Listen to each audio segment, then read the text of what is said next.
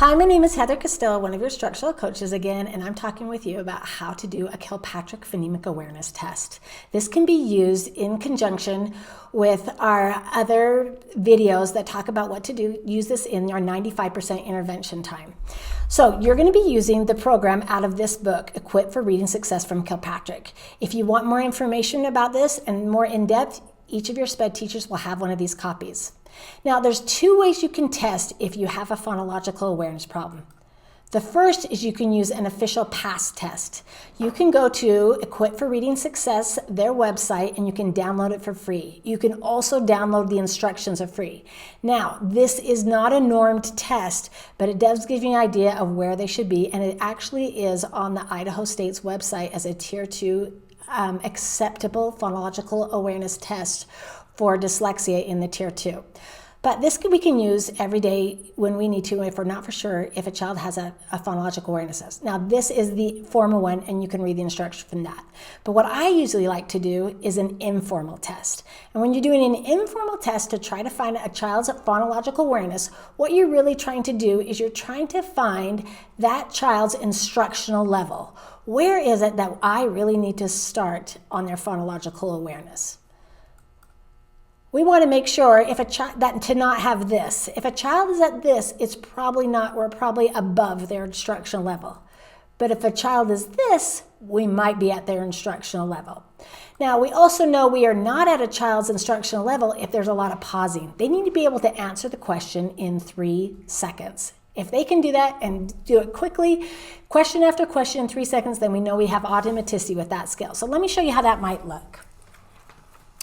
So you take your little Kilpatrick book out of this and you open it up to the first section. Now, one of the things you'll notice on the very first page is this. It tells you on what level each child should be. Where should a kindergartner be? Where should a first grade be? Where should a second grader be? Good readers will get all the way to skill M, and that's going to be more or less in 3rd grade. So when you give this test, wherever level they stop, you can kind of know where they are in their reading, in their phonological abilities, about where they should be. So you're going to want to start them off at D1, the very first level. Now, at the beginning of all of your D1s, they have a sheet where you get little tips and tricks from Kilpatrick about some things you might want to know about level D.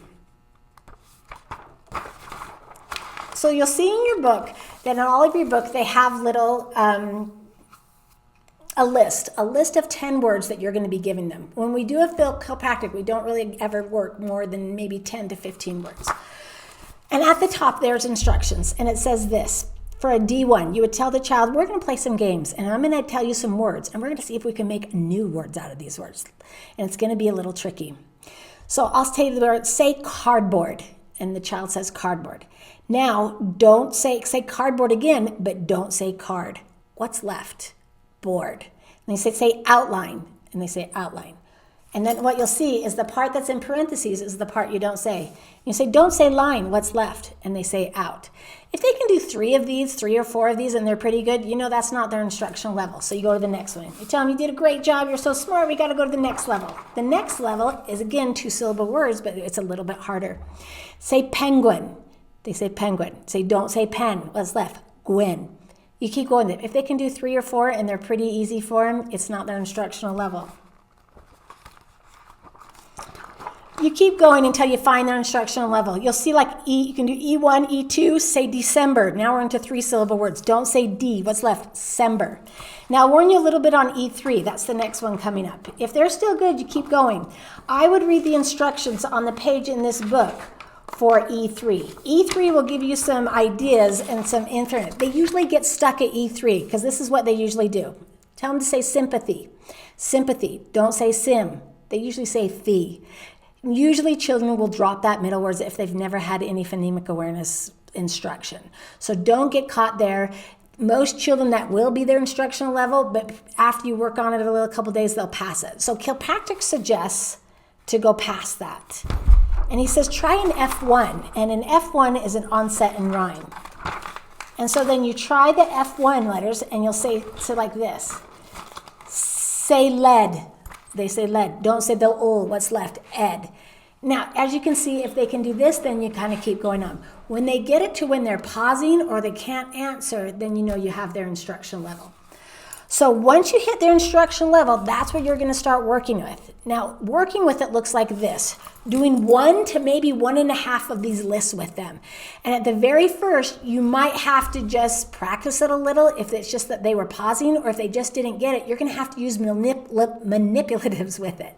Sometimes, for example, on one of these, the F1, I either use my hand to show the onset, the first sound, and the rhyme. Like I'll say, let's practice that. It seems like you were pausing. You didn't understand what I was saying. Let's practice it so we can try it.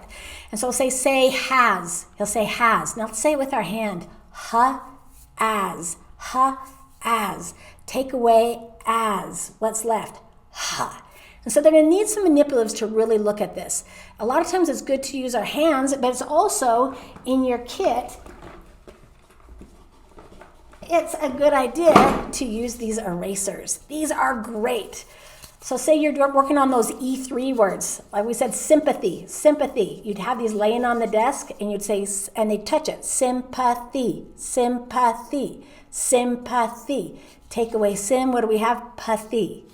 It helps them to actually see what it is. And then actually they've had a chance to see what it is. As you're going, you use the manipulatives, you take away the manipulatives or your hands, and then you just try to get them to do it without. They'll kind of pause, and then you keep staying on that one skill until they're not pausing anymore, and then they're fluent. And then you tell them, oh, we're going to go to a next skill. I would warn them when they go to the next skill. They can see, hey, wait, this one's harder. And I said, yeah, but you remember the one we had last time? It was so hard at the beginning, but then you could actually see that you got better. One of the things I love about this Kilpatrick program is that they can actually see themselves getting better.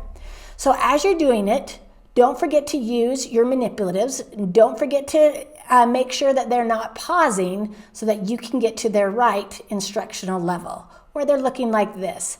And that does mean they're not going to be pausing anymore. Okay, so make sure to use your manipulatives, use your hands or the erasers. Another good idea, if they're structuring, you can actually show them what you mean with letters and use your magnetic letter boards. That's going to be something that you can do. Again, according to Kilpatrick says they need to be doing this about 3 times during the day.